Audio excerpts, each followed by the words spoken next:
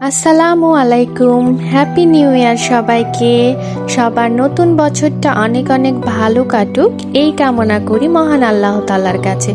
আমার এবং আমার পরিবারের জন্য সবাই দোয়া করবেন যাতে নতুন বছরটা সুস্থ থেকে আমার পরিবার নিয়ে আমি ভালোভাবে কাটাতে পারি। এটা আমার বেশ কিছুদিন আগের ভিডিও, মানে গত 28শে ডিসেম্বর আমরা ময়মনসিংহের শিল্পাচার্য জয়নুল আবেদিন উদ্যানে ঘুরতে গিয়েছিলাম।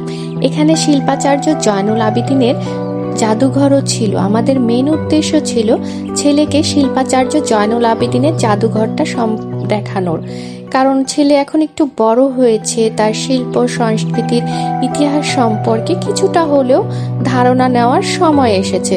তাই শুধু এমনিতেই ঘোরাঘুরি না করে তাকে বিভিন্ন শিল্প সংস্কৃতি সম্পর্কেও ধারণা দিতে চাচ্ছিলাম।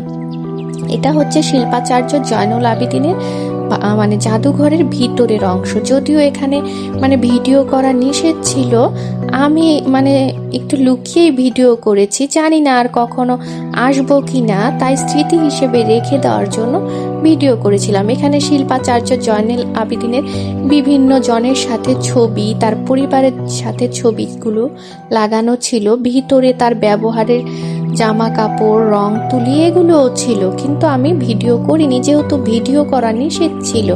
আর এগুলো হচ্ছে শিল্পাচার্য জয়নুল আবেদিনের টিকিট, জাদুঘরের টিকিট। এখানে এই জায়গাটাতে মন্তব্য লেখার একটা জায়গা ছিল, সেখানে আরিয়ানের বাবা জাদুঘরটা আমাদের কেমন লেগেছে সেটাই লিখে রাখছিল। অনেক ভালো লেগেছে, অনেক কিছু জানতে পারলাম শিল্পাচার্য জয়নুল আবেদিন সম্পর্কে। আমাদের সকলেরই উচিত বাচ্চাদেরকে এইসব জায়গায় একটু ঘুরতে নিয়ে যাও, তাহলে ছোটদেরও জ্ঞানের পরিধিটা একটু বাড়ে। আমার ভিডিওটা কেমন লাগলো সবাই জানাবেন। সবাই অনেক ভালো থাকবেন। আল্লাহ হাফেজ।